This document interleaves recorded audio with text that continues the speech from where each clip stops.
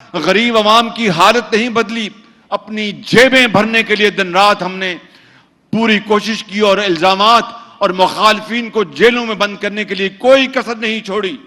یہی وجہ ہے کہ آج کشکول ہے ہمارے ہاتھ میں، اور جب میں جاتا ہوں دوست اور برادر ممالک کے پاس، ان کے سربراہان بڑے پرتپاک سے ملتے ہیں، لیکن میں ان کے چہرے دیکھ رہا ہوتا ہوں کہ وہ کہہ رہے ہیں کہ شہباز شریف آگے ہو پھر مانگنے ہم سے، فیصلہ کر لیں کہ ہم نے عزت کی زندگی گزارنی ہے یا پھر بیکاری کی زندگی گزارنی ہے۔ فیصلہ یہ حکومت کا سربراہ آج میں ہوں، یہ سب سے بڑی ذمہ داری میری ہے، اور اس کے بعد درجہ بدرجہ سب کی۔ یہ وہ شعر ہے جو میں یہاں پڑھنا چاہتا ہوں۔ شہر کو برباد کر کے رکھ دیا اس نے منیر، شہر کو برباد کر کے رکھ دیا اس نے منیر، شہر پہ یہ ظلم میرے نام پر اس نے کیا۔ شاعرانہ انداز میں کہ جب اپنا قافلہ عزم و یقین سے نکلے گا، جب اپنا قافلہ عزم و یقین سے نکلے گا، جہاں سے چاہیں گے رستہ وہیں سے نکلے گا، وطن کی مٹی مجھے ایڑیاں رگڑنے دے، مجھے یقین ہے چشمہ یہیں سے نکلے گا۔ یہ سننے والی بات ہے۔ حکومت پاکستان اس زمانے میں نیازی کی حکومت، مان نہ مان میں تیرا مہمان، پارٹی بن گئی لندن میں۔ بھئی آپ کو پارٹی بننے کی کیا ضرورت تھی؟ وہ پیسہ تو پاکستان کے خزانے میں آ رہا تھا۔ آپ کون ہوتے ہیں جس طرح بارات میں بن بلائے مہمان چلے جاتے ہیں اور وہاں پر پلیٹیں صاف کر دیتے ہیں، اسی طرح پاکستان کی حکومت، نیازی حکومت بن بلائے وہاں پر پارٹی بن گئی، جمعہ جنج نال وہاں پر چلے گئے۔ بھئی تمہیں کیا تکلیف تھی؟ یہ پیسہ تو پاکستان کے خزانے میں آنا تھا۔ یہ پورے جو منصوبے ہیں، سن لیں میری بات، ان پورے منصوبوں کی ٹوٹل لاگت کیپٹن کتنی ہے بھائی؟ تقریباً 50 ارب کے یہ منصوبوں کی لاگت ہے۔ یہی پیسہ پاکستان آ رہا تھا پاکستان کے خزانے میں۔ یہ جو 50 ارب روپے کے منصوبوں کی لاگت اس پورے علاقے کے لیے جو آج جس کی میں نے یہاں پر سنگ بنیاد رکھا ہے، 50 ارب اگر برطانیہ سے آتا اور پاکستان کے خزانے میں جاتا تو وہ پیسہ یہاں پر لگ رہا ہوتا۔ وہ پیسہ پاکستان کے خزانے میں نہیں آیا، نمبر 1۔ اور ان کیمراز کے ذریعے میں اپنی ٹوٹی پھوٹی جو باتیں ہیں پوری قوم کو پہنچا دوں کہ میرے خلاف بھی اسی این سی اے نے عمران نیازی کے حکم پر، شہزاد اکبر کے حکم پر پوری تحقیق کی۔ 2 سال جب میں غریب الوطنی میں لندن رہا، میں مشرف کے زمانے میں، تو میں کہاں جاتا؟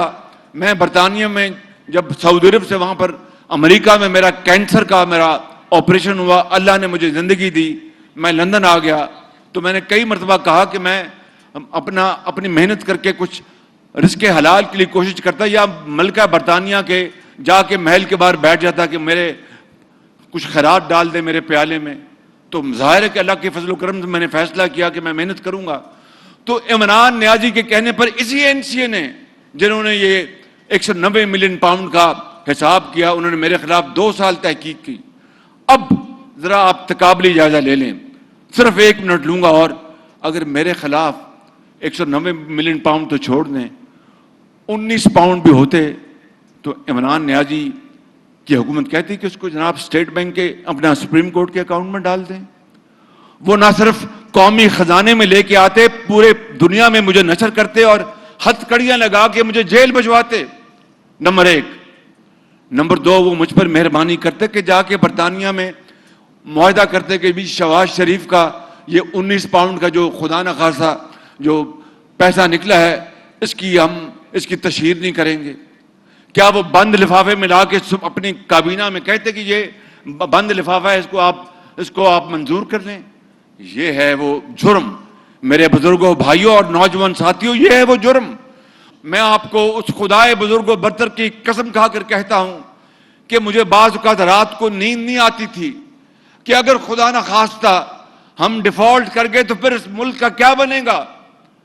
مجھے لوگ قیامت تک مجھے نہیں بخشیں گے کہ شہباز شریف تو پنجاب میں یہ کرتا تھا، لیپ ٹاپ دیتا تھا، دانش اسکول بناتا تھا، سڑکیں بناتا تھا، پل بناتا تھا، نواز شریف کی قیادت میں بھکی کا پاور پلانٹ بناتا تھا نواز شریف کی قیادت میں، اور پورے پاکستان پنجاب کی سڑکیں اور تعلیم اور ہسپتال اور پی کے ایل آئی. اس شہباز شریف نے اب وفاق میں آ کے یہ کیا کر دیا؟ پاکستان کو ڈیفالٹ کرا دیا. یہ جب خیال میرے ذہن میں آتا تھا تو رات کو نیند اڑ جاتی تھی، لیکن اس مالک نے کرم کیا، اس مالک نے فضل کیا اور رحم کیا کہ اس نے ہمیں ڈیفالٹ سے بچایا، اور خدا تعالیٰ کے فضل و کرم سے پاکستان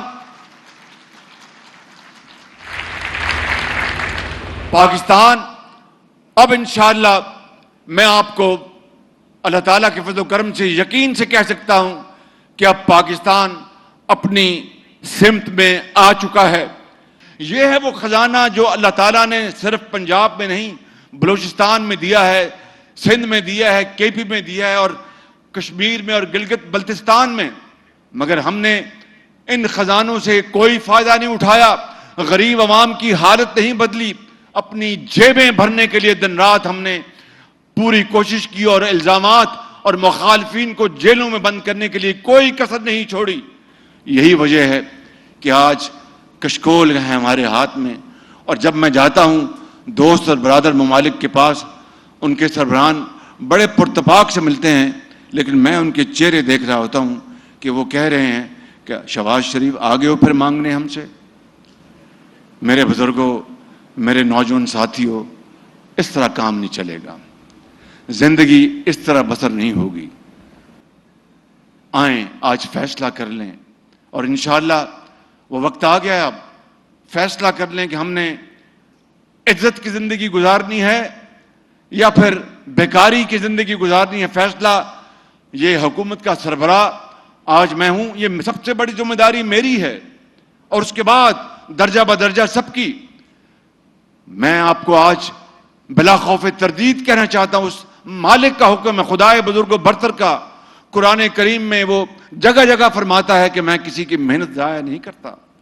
ہاں یہ ضرور کہو کہ یہ میں نے محنت کی ہے، انشاءاللہ اللہ تعالیٰ مجھے اس کا اجر عطا فرمائے گا. تو میں آج آپ کو بتانے آیا ہوں کہ اب وقت آ گیا ہے کہ آئی ایم ایف کے پاس انشاءاللہ خدا کرے کہ ہم دوبارہ قیامت تک نہ جائیں، اور دن رات محنت کریں اور پاکستان کو عظیم بنائیں، اور یہ عظیم بنے گا اور ضرور بنے گا. یہ وہ شعر ہے جو میں یہاں پڑھنا چاہتا ہوں. شہر کو برباد کر کے رکھ دیا اس نے منیر، شہر کو برباد کر کے رکھ دیا اس نے منیر، شہر پہ یہ ظلم میرے نام پر اس نے کیا. مگر میں یہاں پر یہ آخری بات آپ کو کہنا چاہتا ہوں شاعرانہ انداز میں کہ جب اپنا قافلہ عزم و یقین سے نکلے گا، جب اپنا قافلہ عزم و یقین سے نکلے گا، جہاں سے چاہیں گے رستہ وہیں سے نکلے گا. وطن کی مٹی مجھے ایڑیاں رگڑنے دے، مجھے یقین ہے چشمہ یہیں سے نکلے گا.